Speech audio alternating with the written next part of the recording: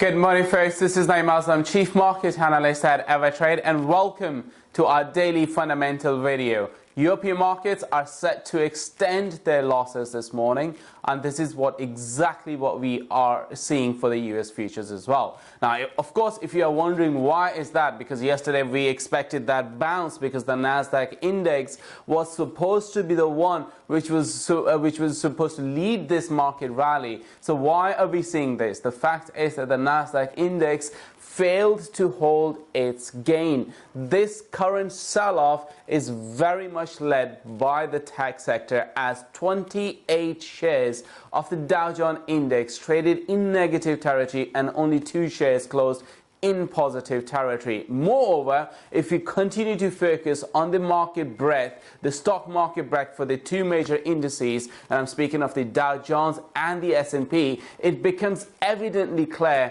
that both of these two indices are losing bull momentum enormously, because less than 50% of the Dow Jones stocks are trading above the 200-day moving average. Remember, this ratio used to be well over 60%. So 60% of the stocks used to trade above the 200-day moving average. If you're wondering why that 200-day moving average is so important, because the 200-day moving average is the average price for a stock. When a stock trades above the 200-day, it shows that the bulls are really supporting that momentum. Yes, the S&P and the Dow Jones, as you can see in the chart for the Dow Jones, it is still trading above the 200-day moving average, and the same goes for the S&P, as you can see in the chart. But the problem is that both of these two indices have crossed below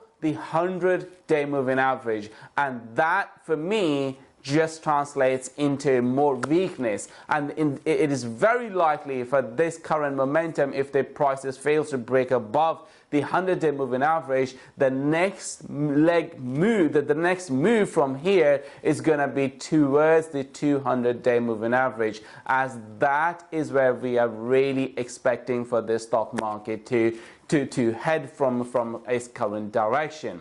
Now, if you are wondering that, okay, look, there could be a trade in terms of a safe haven, because of course stock market is rallying. While that is not what we are seeing. Yes, the volatility index is certainly up and it surged enormously yesterday, and it is well off from its lows. But when we look at the gold price, the typical safe haven trade, that is not working currently, and the reason for that is because the dollar is continuing its upward trend. That has pushed the gold price towards its 1850 price level. Now, of course, the price for the gold is also trading below its 100-day moving average, and this opens the door and opens the conversation that this price move for the gold price can easily lead the prices towards its 1800 mark. That's all for today, and I'll see you guys next time.